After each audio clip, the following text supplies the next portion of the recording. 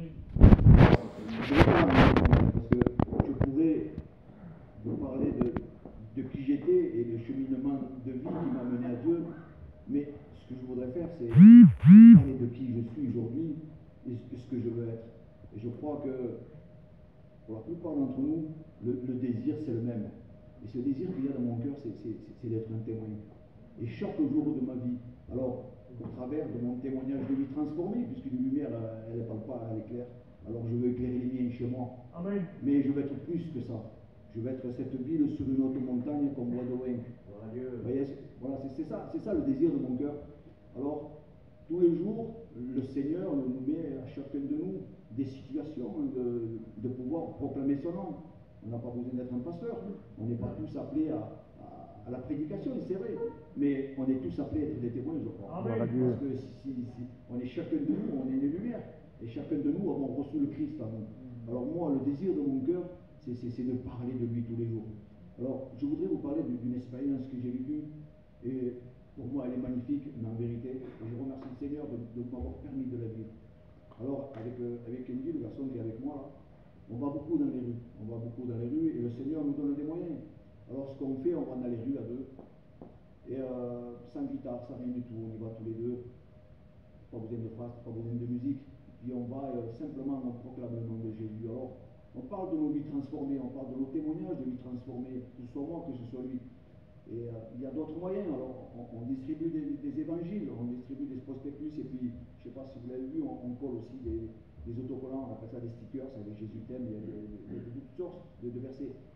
Et dernièrement, je l'appelle, et puis on avait ce désir d'aller à la zone vers nous, là-bas où il y a tous ces magasins. Et puis on va là-bas, puis voilà, qu'on collait des autocollants un peu de partout, on accostait les gens, et puis voilà, peut-être au bout d'une heure de temps, on a décidé de rentrer chez nous.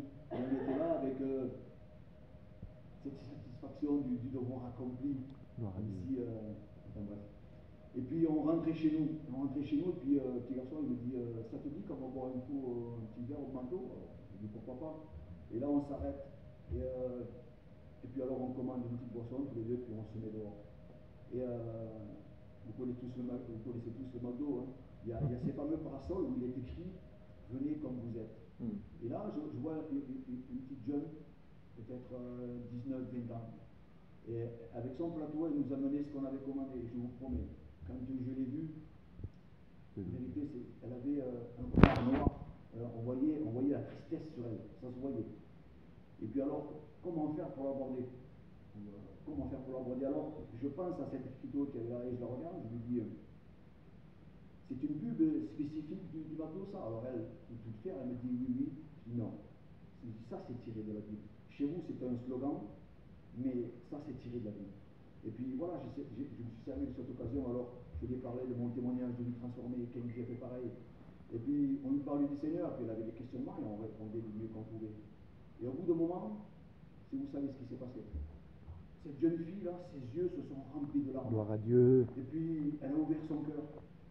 Et là, elle pleurait, et puis à un moment donné, je vous promets, elle a levé ses manches comme ça, et elle nous racontait en fait que ça faisait peut-être une semaine qu'elle avait repris le travail, et quelques temps avant, elle, dans son désarroi le plus total, la seule solution qu'elle avait trouvée dans sa misère, elle s'était taillée les veines.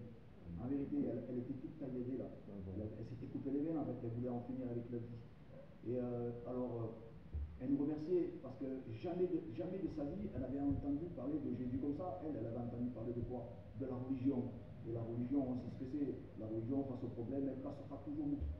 Et puis, il voyait un jeune homme qui était un peu plus loin là-bas. Et au fur et à mesure qu'on parlait avec elle, il s'avançait petit à petit. Il a fini juste à la table d'à côté. Alors je l'interpelle à lui aussi. Et en fait, il me dit qu'il est chrétien, qu'il est évangélique. Alors je lui dis gloire à Dieu. Et puis à un moment donné, j'interpelle cette jeune fille et je lui demande si elle est compris pour elle. Alors ce jeune homme qui était là, il se lève et puis on se met autour d'elle. Et tous les trois, on était en train de prier pour elle. Et elle pleurait comme ça. Et puis à un moment donné, quelques secondes, j'ouvre les yeux et je voyais tous les serveurs, ils étaient sortis. Et dans un respect, ils étaient là, la tête baissée, et ils attendaient compris pour elle. Gloire à Dieu. Alors je rends gloire à Dieu pour toutes ces expériences qui nous permettent de vivre. Alors oui, je suis rentré chez moi. Oui, j'ai pas vu forcément le fruit de tout ça. Mais ça s'est pas fini là. Parce que quelques temps après, on a vu quelqu'un qui est venu à notre rencontre et qui avait entendu ce témoignage-là. En fait, vous savez ce qui s'est passé? Elle a été tellement touchée dans son cœur, elle a été tellement interpellée dans son cœur qu'elle s'est trouvée une Bible. Et aujourd'hui, je dirais que c'est une sœur en Christ. Parce qu'aujourd'hui, elle a donné son cœur à Dieu. Et ce qu'elle fait, elle, si autrefois elle voulait s'ouvrir les veines, aujourd'hui, c'est la parole de Dieu qui est venue. Elle a accepté le Seigneur dans sa vie. Alors voilà, moi aujourd'hui, j'aurais pu vous témoigner de moi, mais qu'est-ce que je vous aurais dit? J'étais un pauvre pécheur perdu, j'étais dans la boue du péché, et que c'est là que le Seigneur est venu me chercher. Oui, j'aurais pu vous dire ça, j'aurais pu vous parler du miracle qu'il a fait dans ma vie. Mais je crois que cette expérience que j'ai vécue, je crois que le Seigneur voulait que je vous partage ça, et peut-être que parmi nous, certains sont attaqués dans leurs pensées, parce que c'était ça, hein, en fait, elle est attaquée dans ses pensées, puis voilà, le diable disait quoi, tu sers à rien, tu dois, quoi. Alors peut-être que certains ne sont pas à ce niveau-là, mais je crois que l'ennemi nous attaque dans nos pensées, et je crois que le Seigneur est capable